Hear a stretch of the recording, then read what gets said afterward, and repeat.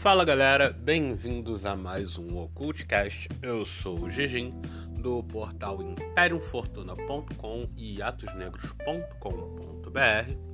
E hoje eu queria trazer um assunto um pouquinho diferente, até porque estamos chegando no final do ano, então eu sei que tem Copa do Mundo e etc. A galera tá mais preocupada com outros assuntos, certo? Tipo, como gastar o 13º, como dar uma fugida do amigo oculto da empresa.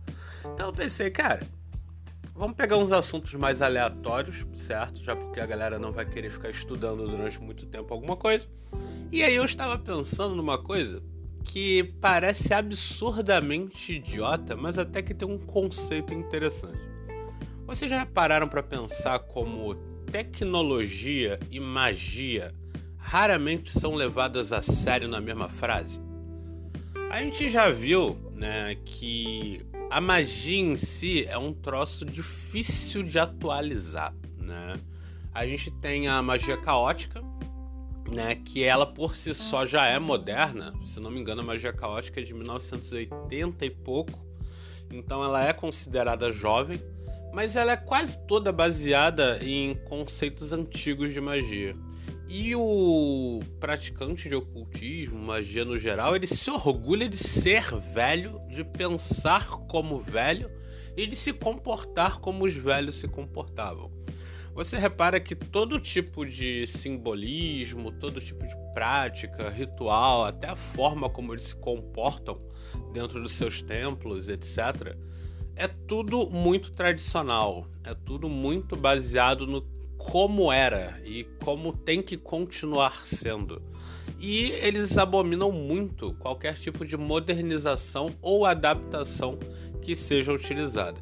Então é bem comum que vocês encontrem, por exemplo, algum magista, sei lá, um druida da vida, que tá fazendo um ritual milenar, saca? E ele tá tentando fazer da mesma forma que era feito há 30, 60, 100, 500 anos atrás, certo?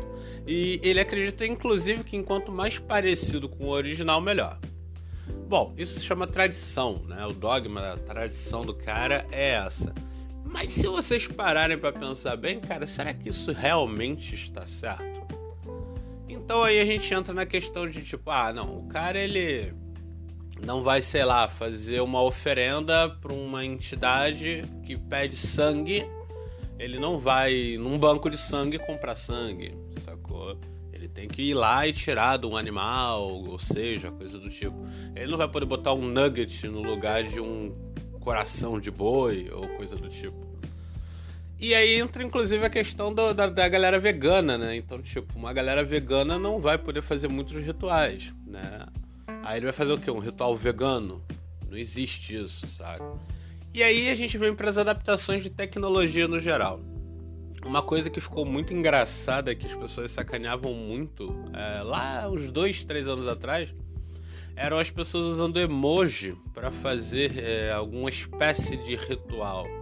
Outra coisa que eu, inclusive, até falo bastante mal são pessoas utilizando timeline de Facebook, Instagram, para fazer homenagem a determinadas entidades.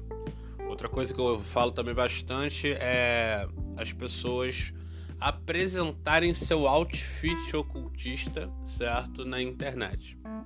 Ou seja, ficar tirando foto dos itens que compra, usando aquilo como uma forma de adoração. Bom, todo mundo sabe que isso na verdade é ego, né? São só as pessoas querendo mostrar que, olha, eu tenho, você não tem. Por mais que você esteja, sei lá, tentando divulgar o trabalho do teu colega, essa é normalmente a desculpa que as pessoas utilizam.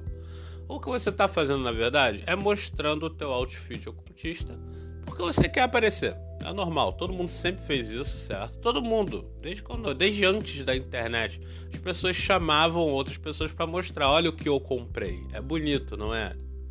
Às vezes sim, pra mandar o eu tenho, viu? Você não tem. Mas no geral é simplesmente o ego falando. E aí você me diz, pô, mas e aí? Isso daí funciona de alguma coisa? O cara ir lá e desenhar uma arte digital de um demônio em homenagem àquele demônio. É a mesma coisa dele ter desenhado, tipo, numa tela com um pincel?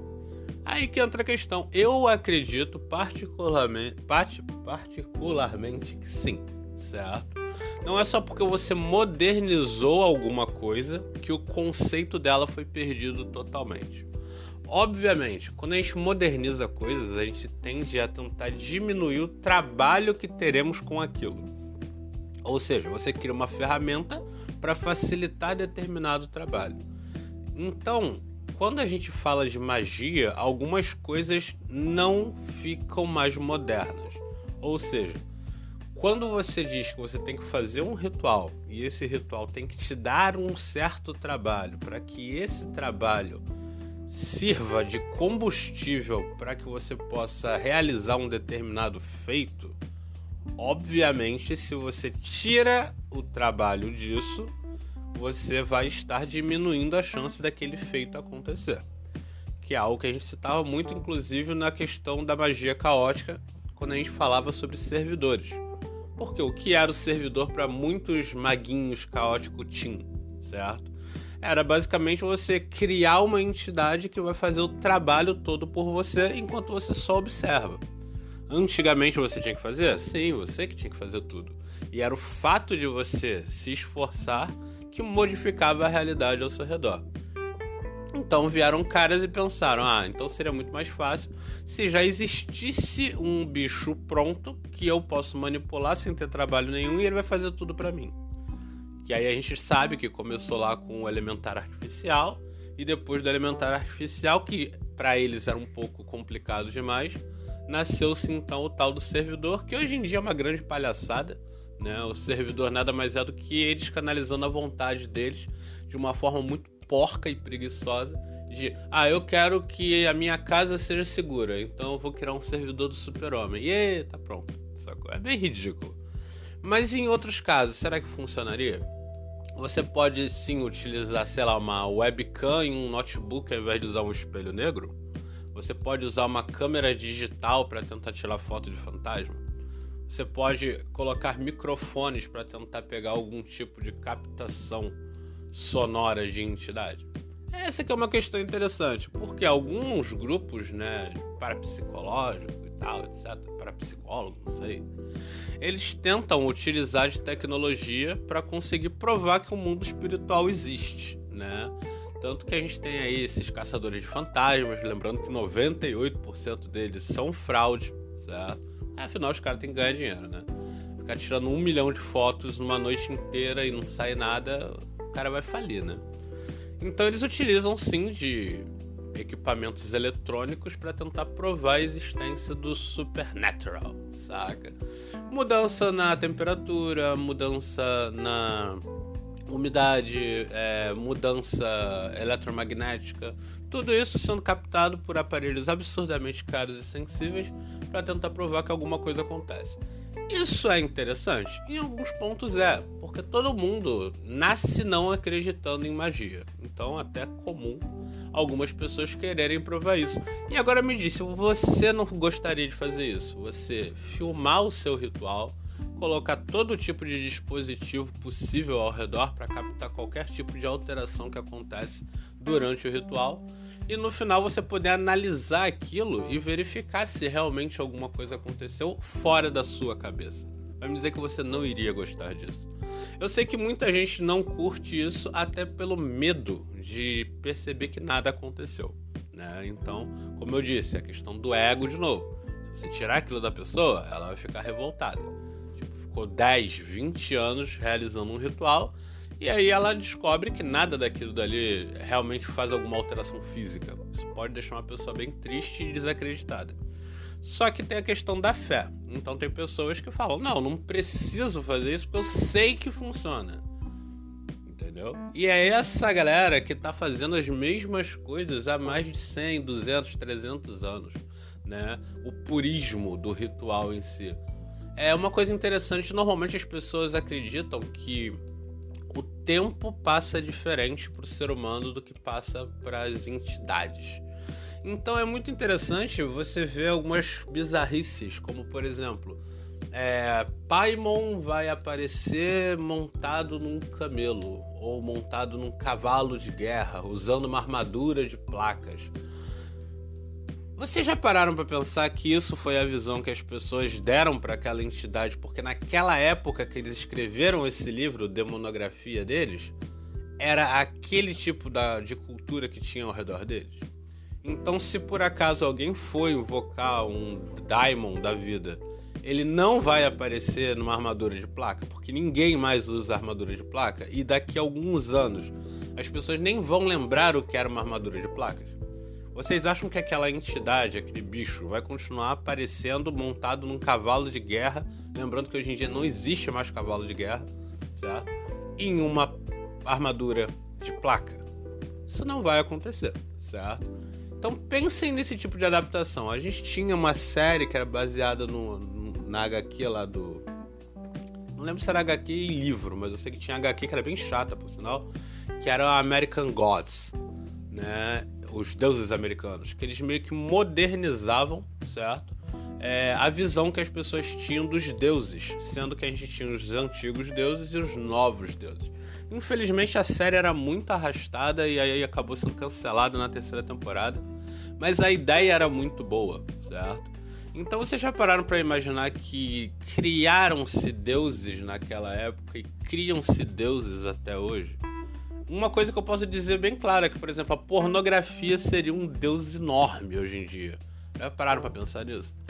Por quê? Porque é uma coisa que tá na cabeça de quase todo mundo, né? Muita gente não consegue nem viver sem. Ela chega a deixar algumas pessoas doentes, certo? Assim como uma peste negra da vida poderia ter se tornado um demônio.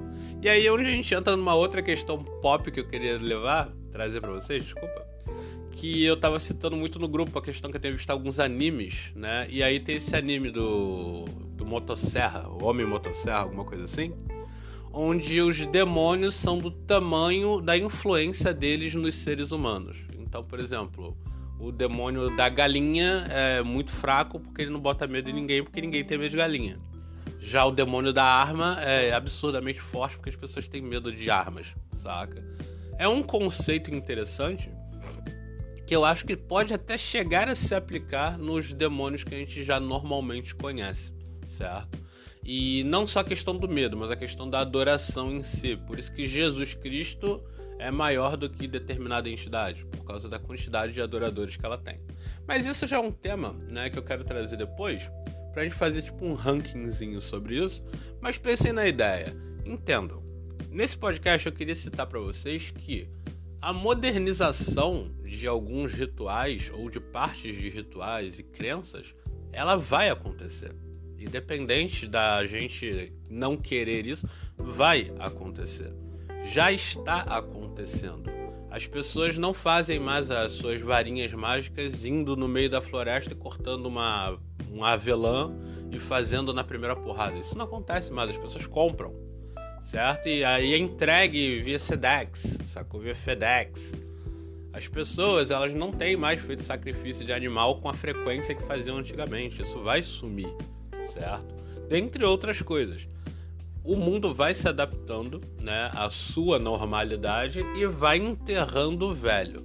Obviamente, tem uma galera absurdamente purista e boa parte do que eles têm que fazer escondidos, porque algumas coisas já se tornaram crimes, certo?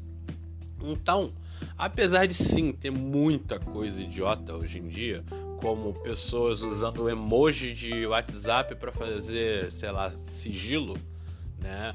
Pessoas utilizando de servidores baseados em Pokémon, sim, vai ter, é ridículo, tem, mas a modernização existe.